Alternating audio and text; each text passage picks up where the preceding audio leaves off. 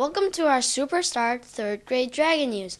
I'm Arthur. Today we are going to focus on the second part of our HKS mission statement, dedicating our hearts to compassion.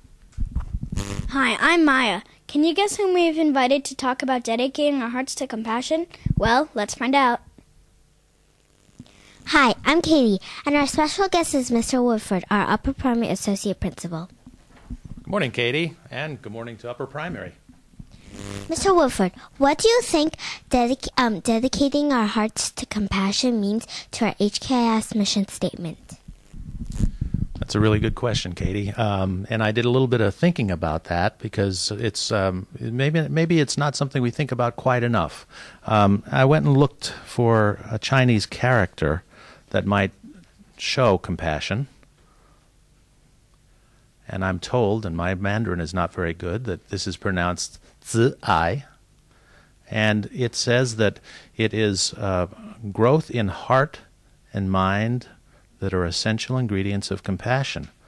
And in the dictionary, it says that compassion is the awareness of the suffering of another and the desire to help them.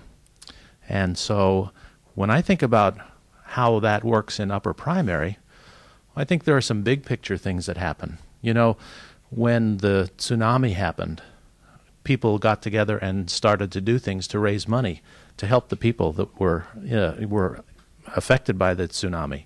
And then, you know, we had recently an effort to help children's cancer victims with St. Baldrick's, and some students and some teachers and Dr. Kelch went and got their heads shaved in order to raise money for that.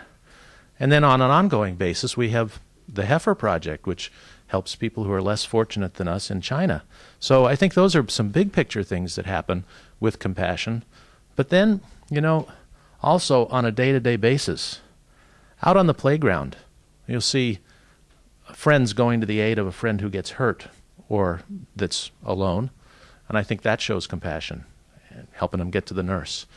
In class, a friend notices somebody that's not having such a great day, or a teacher notices that and tries to help them by giving them a compliment or doing something that shows that they care about them.